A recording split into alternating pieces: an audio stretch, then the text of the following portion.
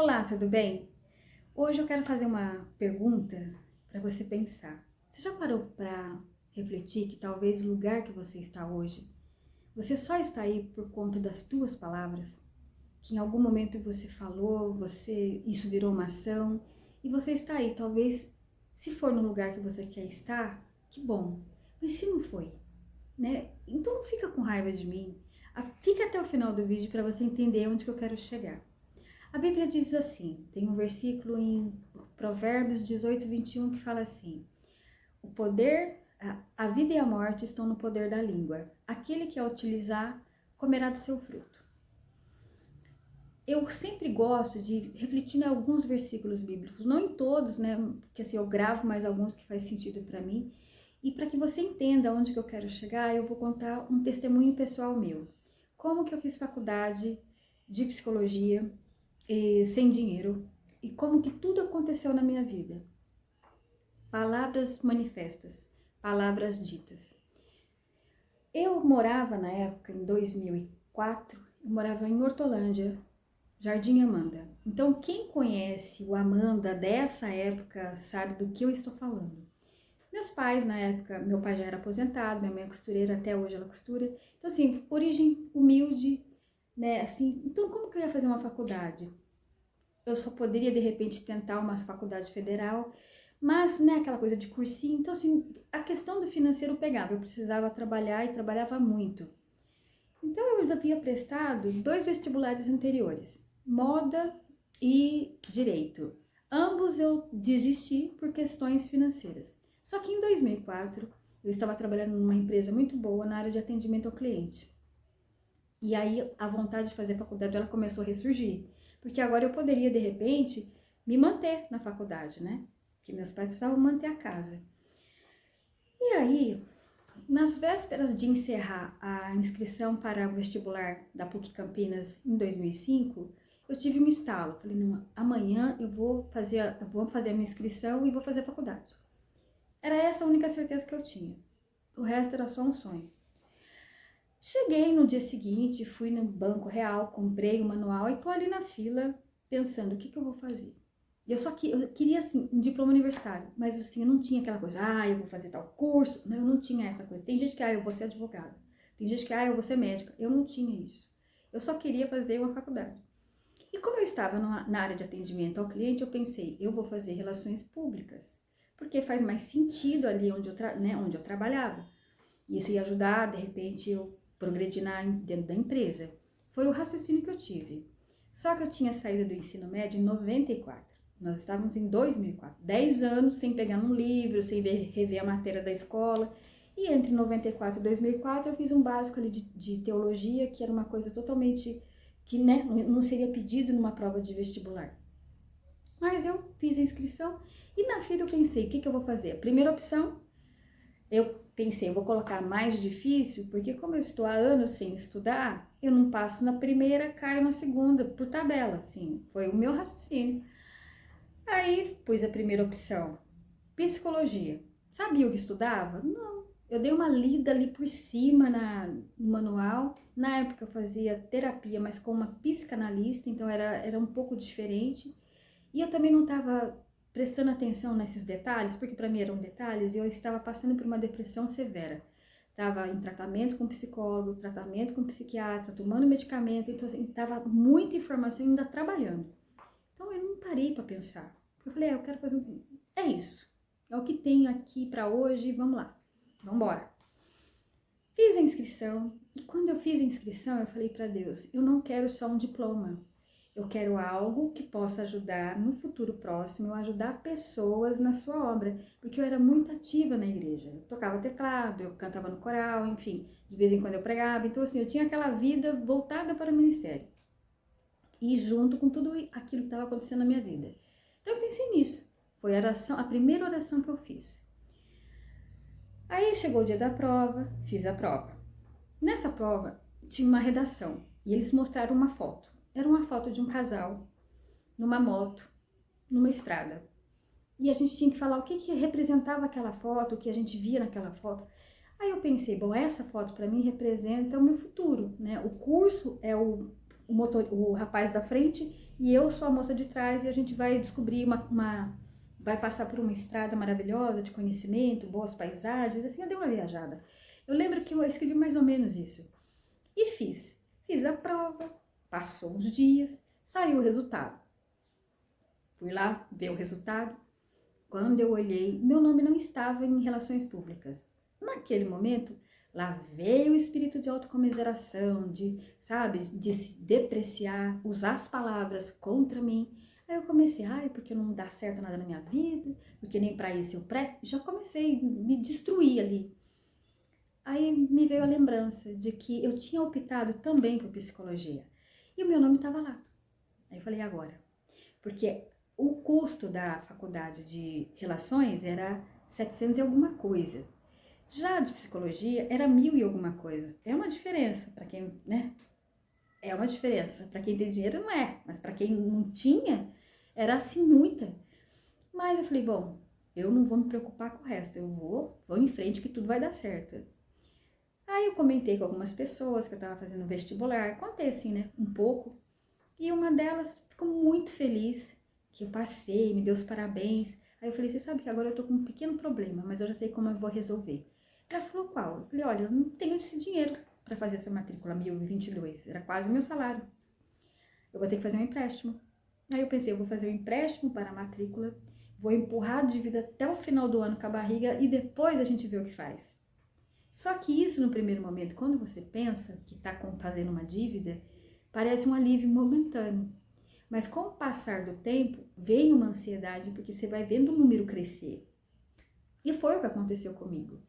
Aí eu cheguei para essa pessoa, falei, eu vou fazer um empréstimo, tudo. Ele falou, não vai num banco pedir empréstimo. Eu te arrumo esse dinheiro e você me paga quando você puder, do jeito que você puder. Você fala, hoje eu posso te dar tanto, você me dá tanto e eu vou te dando recibo. Não precisa disso. Aí eu fiquei até meio assim, falei, como assim você vai... A gente é colega de trabalho. Ele falou, justamente por isso. Se tem uma pessoa que não vai me dar calote, é você, dentro do ambiente de trabalho. Você precisa trabalhar para você poder manter a faculdade. Então você não vai dar mancada comigo. Para mim, é um empréstimo seguro. Olhando por esse prisma, era. E aí eu peguei o dinheiro, fiz a matrícula. Então aquela primeira semana maravilhosa, né? Aquela coisa de calouro, aquela novidade. E eu já, né, um mundo totalmente novo para mim. E eu vivi naquele processo intensamente. Passou um mês, passou 2 meses, passou 3 meses. E eu ali, apaixonada pelo curso, super envolvida, super dedicada. E toda vez que eu entrava no sistema da faculdade, eu só via o valor dos boletos subindo assim. E aquilo começou a me dar uma ansiedade. E eu ainda estava no tratamento. Eu falei, gente do céu, o que vai acontecer? Tudo que eu não precisava era mais uma sobrecarga, que eu já, além de tudo que eu já estava passando, né? Aí, um determinado dia, no auge do cansaço, eu voltando para casa, eu tive um pensamento, assim, estava dentro do ônibus. Eu falei, Deus, seja meu sócio, paga a conta, porque eu não consigo fazer as duas coisas. Estudar e pagar a conta é demais para mim. Então o senhor paga a conta que eu estudo. Quando eu terminei de falar isso, eu senti meu coração aquecer, sabe, o meu corpo ficou quente. Aí cheguei em casa, comentei com a minha mãe e falei para ela, olha mãe, não sei de que jeito, não sei como, não sei o que vai acontecer. O que eu tenho certeza é que eu vou chegar no final do ano sem dever R$1 na faculdade. E seguir minha vida. No dia seguinte, assim que eu acordei, me veio um pensamento. Você vai mandar um e-mail para o MEC falando da realidade da sua família, da sua realidade, quantos anos você tem, aquela coisa.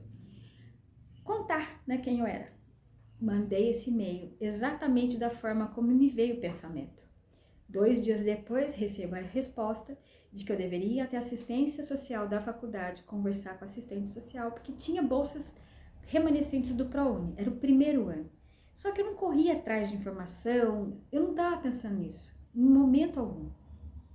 Aí fui, conversei com a assistente social e ela falou para mim assim, olha Adriana, você tá, né, se você preenche os requisitos, agora a gente precisa validar com documentos. Levei tudo que ela pediu, ela falou, olha, você é a primeira na lista e se tudo tiver certo, essa bolsa é sua. Mas tinha outros alunos também concorrendo, alguns do bairro que eu morava, então assim, eu não era a única, né, que estava ali querendo a minha bolsa. Mas eu descansei, levei tudo que ela pediu e segui minha vida. No dia que saiu o resultado, assim que eu cheguei na faculdade, as pessoas vieram me dar os parabéns. E eu achei no primeiro momento que elas estavam brincando comigo, porque era uma turma muito zoeira, assim, uma turma muito legal. E eu achei que eles estavam zoando comigo. Não, é verdade. Aí eu entrei no sistema, estava meu nome lá. Eu tinha até as 9 horas daquele dia para chegar no campus 1. Eu estudava no 2, o campus 1 é do outro lado da cidade, e fui. Chegando lá tinha uma fila enorme no departamento financeiro para todo mundo, quem recebeu bolsa, para assinar o contrato, aquela coisa. E a única coisa que eu pensava era como que eu ia pagar os 3 mil que eu estava devendo. Na verdade 4, né? Porque eu tinha que pagar o meu amigo também. Aí eu pensei, como que eu vou fazer?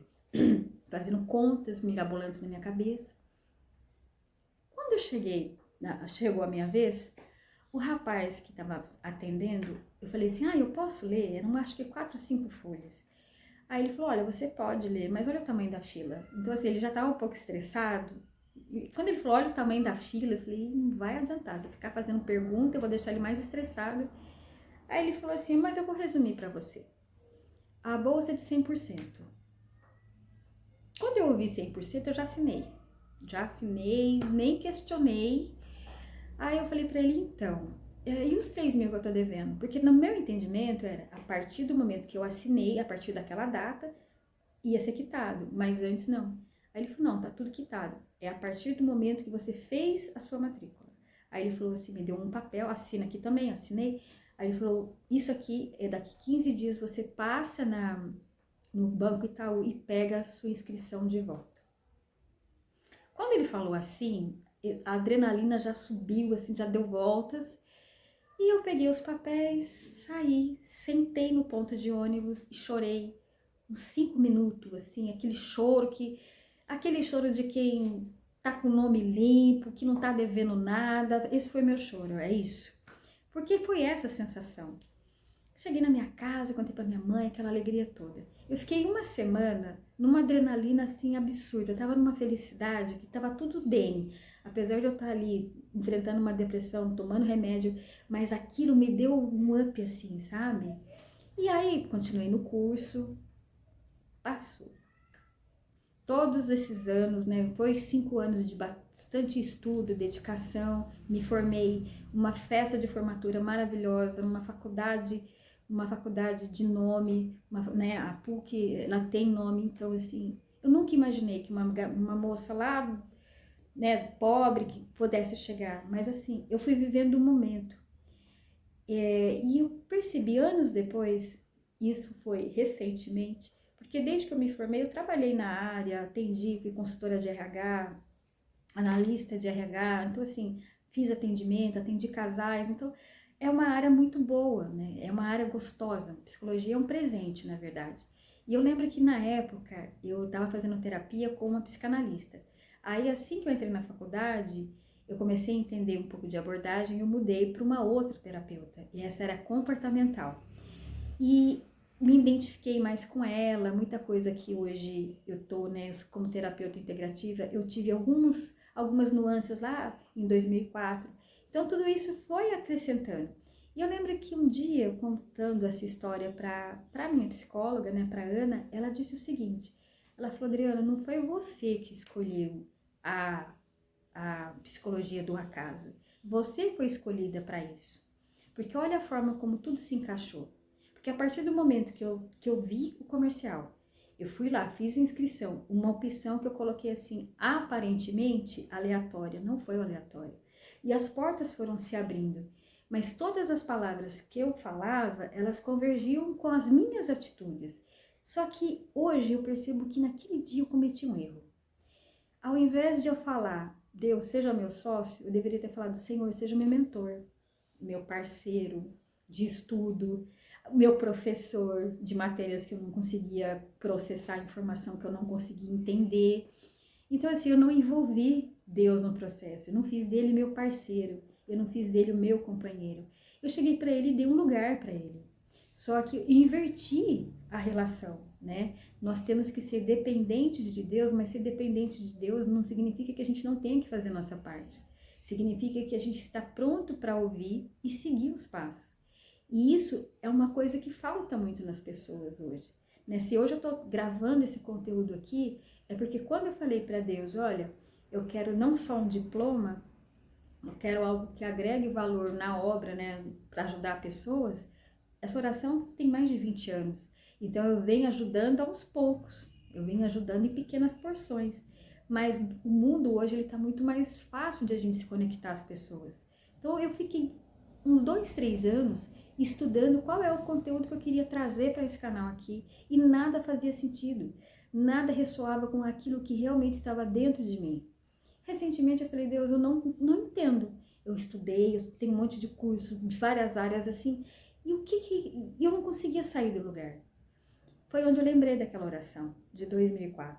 Ou seja, antes de qualquer outro projeto que eu possa pensar, eu preciso cumprir aquilo que eu falei, pois senão eu vou ficar patinando. E não porque Deus vai chegar e vai falar assim, nossa, ele vai ser carrasco, ele vai me cobrar, não. Se eu lancei uma semente, palavras são sementes, palavras têm energia, palavras elas são ativas na nossa vida. Então, como que eu posso ir para uma direção sem... Então, como que eu posso ir para algum lugar sem antes fazer o básico? Então, como que eu posso, de repente, ter um monte de projeto, mas eu não fazer aquilo que eu prometi lá atrás? Eu falei, eu quero isso. E Deus me ouviu. Tudo convergiu. Então, se hoje eu estou aqui falando sobre palavras, sobre a importância de você tomar cuidado com elas, porque às vezes na hora do nervoso, na hora da raiva, quando a gente está sobrecarregado, quando está preocupado com dinheiro, doente, depressivo e por aí vai, é muito fácil as palavras saírem. Mas as palavras, elas não têm endereço. Elas têm ali, elas são lançadas. Elas são lançadas. Hoje, quem convive comigo, quem está sempre próximo de mim, sabe que eu sou uma pessoa que eu presto muita atenção nas palavras. E dependendo do que a pessoa fala perto de mim, eu corto ela na hora. Eu falo, não fala isso perto de mim. Não fale isso, porque isso vai voltar para você. Isso vai voltar. Não é tipo assim... Não é algo assim, eu falei na hora do nervoso. Eu falei brincando. Não. Hoje, como eu sou terapeuta integrativa, eu tenho muito mais consciência do que isso. Porque antes eu tinha, assim, um entendimento de que eu não poderia falar qualquer coisa. Né? A Bíblia, sempre gostei muito de meditar nos versículos bíblicos. Prestar atenção nas verdades que tem ali. Né? De como isso pode mudar a minha vida. Por exemplo, pessoa que briga muito. Vive em treta, vive em bagunça, vive em um rolo. Olha a vida dessa pessoa, o caos que é. Porque ela sempre vai estar ali, se conectando a mais daquilo. Quanto mais ela fala, mais ela atrai. Quanto mais ela fala, mais ela atrai. Agora, quando eu começo a profetizar, porque uma palavra que você fala sobre a vida de alguém ou sobre a sua, não deixa de ser uma profecia.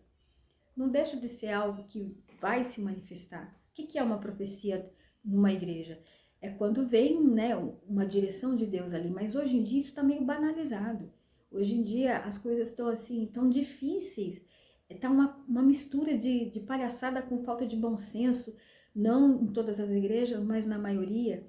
Mas as pessoas, elas não estão sendo educadas. Educadas, que eu digo assim, ensinadas a entender a importância das suas palavras.